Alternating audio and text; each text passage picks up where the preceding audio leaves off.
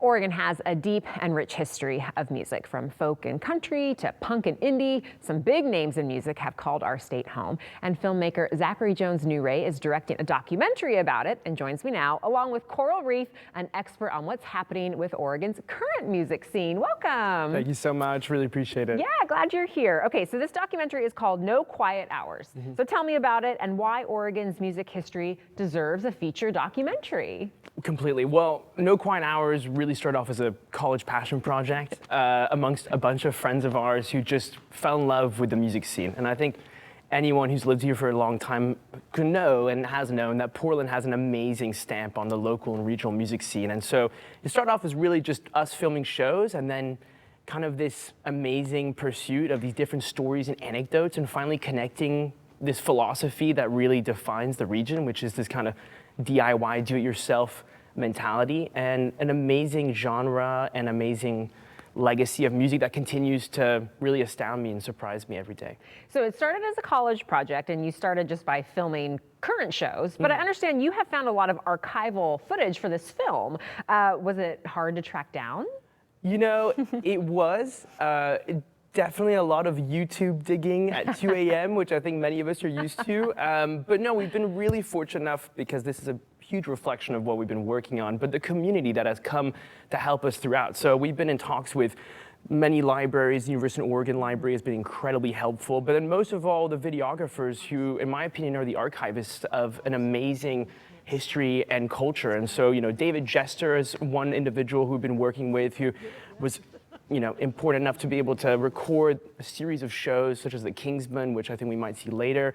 There's obviously Mike Lastra, who's another individual, but there is from those who are just recording, footage of shows on their phones, really, to those who were, setting things up in the early 70s, which is kind of the range of footage that we're working on.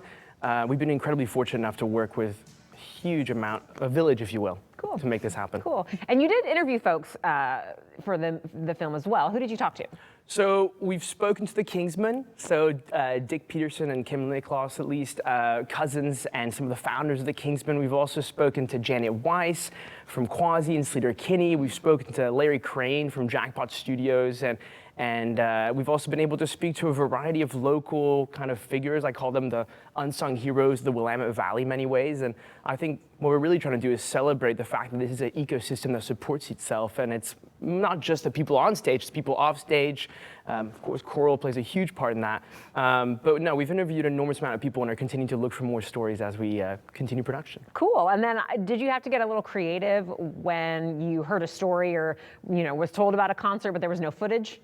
Yes, completely. No, that's a really good point. I think one of the elements that we're looking at is really celebrating this as modern folklore. And so we've actually been really fortunate enough to work with a variety of animators from around the world, actually, who have taken this project on as a reflection of what they wish to kind of work on, and especially kind of illustrate the fact that these stories change over time with the emotion that they bring to them. And so really trying to connect a legacy that reflects the creativity of Portland, the way in which we kind of define ourselves in the region, and bring on also other talent that can add their own element to it.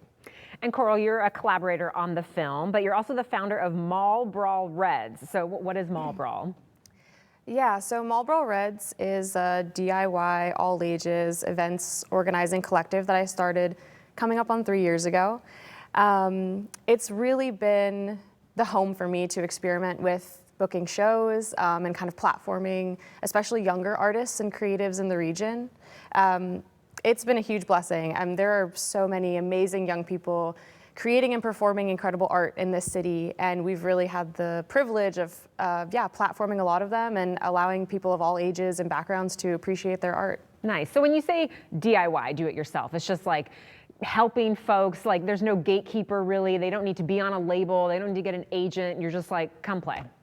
Yeah, absolutely. I mean, Portland, we see Portland going a direction of continuing this DIY legacy. We don't want to gatekeep the scene, we want it to be open to everyone, and that doesn't only include performers, but it includes people who come to shows. So we want to continue the all ages path and make sure that everyone is able to enjoy the art that this scene creates. Yeah, cool. Okay, the film is entering post-production, and you have a fundraising event that's at the Crystal Ballroom on August 28th. Tell us about it. Yes, so we've been working on this for a long time now. Incredibly thankful for Coral and all the work that Marlborough have brought into this. It's been another reflection of the village it takes, but we've been working with Crystal Ballroom on getting an amazing fundraising benefit show, if you will. It's going to be from about 4 to 11 p.m., so we have a lot of time and a lot of music coming our way, and a lot of amazing bands who really reflect the diverse amount of scenes that we have here. So to start it off, we have an amazing reunion with the Kingsmen, which is just phenomenal, and we'll obviously make sure to include that in the documentary.